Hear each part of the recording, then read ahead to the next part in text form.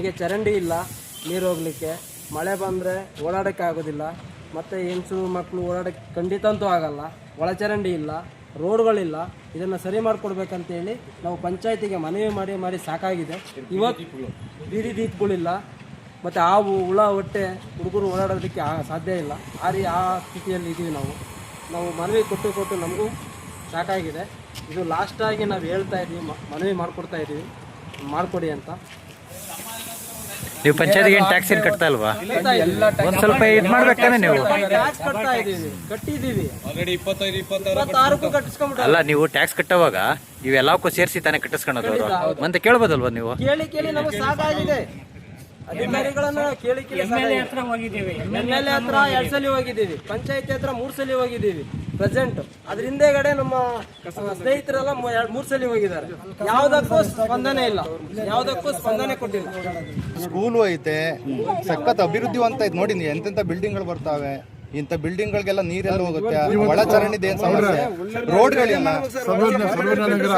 ಸರ್ವಜ್ಞ ನಗರ, ಸಾಯಿನಗರ, ಪಂಚಾಯತಿ limits ಅಲ್ಲಿ ಇಷ್ಟು ದಿನಗಳಿಂದ ಇಲ್ಲಿ ಸುಮಾರು ಒಂದು 200-300 ಮನೆಗಳಿದ್ರು ಪಾಸ್ಟಳ್ಳಿ ಪಂಚಾಯತಿ ಸಾಮಾನ್ಯ ಪಂಚಾಯತಿ ಎಲ್ಲ ಇದು ತುಂಬಾ ರೆವಿನ್ಯೂ ಬರ್ತಕ್ಕಂಥ ಸೋರ್ಸ್ ಬರ್ತಕ್ಕಂಥ ಪಂಚಾಯತಿ.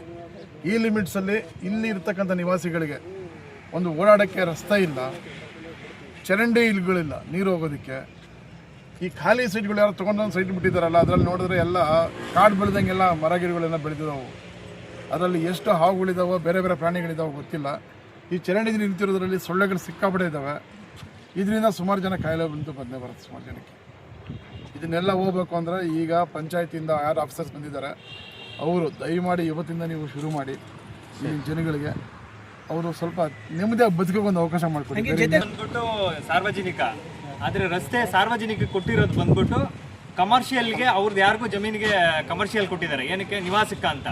ಆದರೆ ನಿವಾಸಕ್ಕೆ ಅಂತ ಕೊಟ್ಬಿಟ್ಟು ಇವ್ರು ಕಮರ್ಷಿಯಲ್ ವೆಹಿಕಲ್ಗಳಿಗೆ ಪಾರ್ಕಿಂಗ್ ಮಾಡ್ಕೊಳ್ಳೋಕೆ ಇದು ಮಾಡಿದ್ರೆ ನಾವು ಸಾರ್ವಜನಿಕರು ಯಾವ ಥರ ನಾವು ವಾಸ ಮಾಡಬೇಕು? ಅಂದರೆ ಸಾರ್ವಜನಿಕ ಆಸ್ತಿನ ಕಮರ್ಷಿಯಲ್ ಸಾರ್ವಜನಿಕ ಆಸ್ತಿ ಅಲ್ದಿದ್ರು ಅದು ಕಮರ್ಷಿಯಲ್ ಅಂತೇಳಿ ನಿವಾಸಕ್ಕೆ ಅಂತ ಹೇಳಿ ಅವ್ರು ಪರ್ಮಿಷನ್ ತಗೊಂಡಿದ್ದಾರೆ.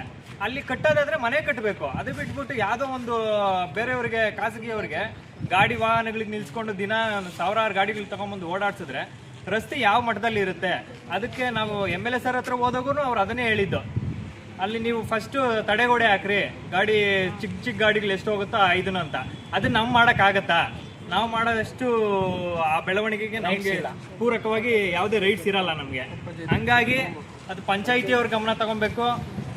ಬೇರೆ ಅಲ್ಲ, ನಾವು ಆಲ್ರೆಡಿ 3-4 ಸರಿ ಅದ್ರ ಬಗ್ಗೆ ತಿಳಿಸ್ಬಿಟ್ಟು ಬಂದಿದ್ದೀವಿ. ನಾವೇ ಖುದ್ದಾಗಿ ಹೋಗಿ ಅಧಿಕಾರಿಗಳ ಹತ್ರ ಮನವಿ ಮಾಡ್ಕೊಂಡು ಬಂದಿದ್ದೀವಿ. ಯಾವುದಕ್ಕೆ ಸರಿಯಾದ ನಮಗೆ ಅನುಮತಿ ಸಿಗ್ತಾ ಇಲ್ಲ. ಇಲ್ಲಿ ಬಂದು ಯಾರನ್ನು ಸರಿಯಾಗಿ ನಮಗೆ ಸ್ಪಂದನೆ ಮಾಡ್ತಾ ಇಲ್ಲ. ಅಧಿಕಾರಿಗಳು ಬರ್ತಾ ಇಲ್ಲ. ಸ್ಕೂಲ್ ಮಕ್ಕಳು ಓಡಾಡಕ್ಕೆ ತೊಂದರೆ ಆಗಿದೆ ರೋಡ್ ಹತ್ರ. ಅಲ್ಲ, ಈಗ ತಾನೇ ಅಲ್ಲ ಬರವಾಗೆ ಅಲ್ಲಿ ಒಂದು ಜಾಗದಲ್ಲಿ ವಾಸನೆ ಇರೋಕ್ಕಾಗೋದು. ಅಲ್ಲಿ ಹೆಂಗೆ ಅಲ್ಲಿ ಬರೋ ವಾಸನೆಗೆ ಇರೋಕ್ಕಾಗಲಿಲ್ಲ. ಆ್ಯಕ್ಚುಲಿ ಹೆಂಗೆ ಇರ್ಬೋದು ಅಂತಂತ ಇದು ಮಾಡಿ ಪಂಚಾಯತ್ ಇದಕ್ಕೆ ಬಹಳ ಗಮನ ಹರಿಸಿ ಇದೊಂದು ಯಶಸ್ವಿ ಮಾಡಿಸ್ಕೊಡ್ಬೇಕಾಗಿ ತಮ್ಮಲ್ಲಿ ವಿನಂತಿ ಮಾಡ್ಕೊಳ್ತೀವಿ. ಸಾರ್ವಜನಿಕರು ಈ ಟೈಮಲ್ಲಿ ವಾತಾವರಣ ಐತೆ. ಇಲ್ಲೇ ಪಕ್ಕದಲ್ಲೇ ಚರಂಡಿ, ಪಕ್ಕದಲ್ಲೇ ಕಸ ಹಾಕೋದು, ರೋಡ್ ಇಲ್ಲ, ಎಂಥದಿಲ್ಲ, ಒಬ್ಬ ಆಚೆ ಬರೋಕ್ಕಾಗಲ್ಲ, ಮನೆಯಲ್ಲೇ ಕೂತ್ಕೊಬೇಕು, ವಾಕಿಂಗ್ ಮಾಡೋಕೆ ಒಂದು ಜಾಗ ಇಲ್ಲ, ಯಾವುದೂ ಇಲ್ಲ.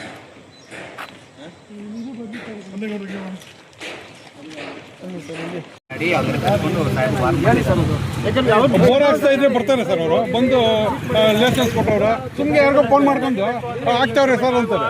ಆಮೇಲೆ ಅವ್ರು ಏನೋ ಕೊಟ್ಟಿರ್ತಿದೆ ಅಷ್ಟೇ. ಈಗ ಇಷ್ಟು ಬೋರ್ ಹಾಕಿದ್ದಾರೆ ಬಂದು ಮಾತಾಡಿ ಸರ್. ಈ ವಾರದಲ್ಲಿ 3-4 ಬೋರ್ ಹಾಕಿದ್ದಾರೆ. ಯಾರೋ ತಗೊಂಡಿದ್ದಾರೆ ಸರ್, ಇವಾಗ ತಗೊಂಡಿದ್ದಾರೆ ಯಾರನ್ನ. ಇವ್ರು ಬಂದು ಗಲಾಟೆ ಮಾಡಿದ್ದಾರೆ, ದುಡ್ಡು ಇಸ್ಕೊಂಡು ಹೋಗ್ತಾವ್ರೆ.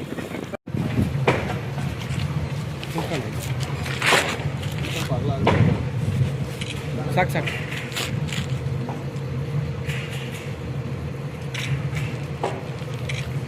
ಸ್ವಂತ ಓನರ್ ಕಮ್ಮ ಅವರೇ ಹಾಕ್ಕೊಂಡಿರೋದು. ಪಂಚಾಯತಿಯಲ್ಲಿ ಇವತ್ತು ಬಂದಿಲ್ಲ. ಅದನ್ನು ಒಂದು ಮನವಿ ಮಾಡಿದ್ವಿ. ಪಂಚಾಯತಿ ಕಡೆ ಯಾವತ್ತೂ ಬಲ್ಪ್ ಹೋಗಲಿಲ್ಲ, ಬಲ್ಪ್ ಆಫ್ ಆಗಿದ್ದಾವೆ, ಇವತ್ತು ಬಂದು ನೋಡಲಿಲ್ಲ. ಕೇಳಿದ್ರು ಆಮೇಲೆ ಕಾಸು ಕೊಡಿ ಅಂತ ಕೇಳ್ತಾರೆ. ಕಾಸು ಕೇಳೋರು ಯಾರು? ಇವರು ಲೈನ್ಮ್ಯಾನ್ ಪಂಚಾಯತಿ ಹೆಸರುಗಳು ಗೊತ್ತಿಲ್ಲ ನಮಗೆ. ಹೆಸರುಗಳು ಗೊತ್ತಿಲ್ಲ.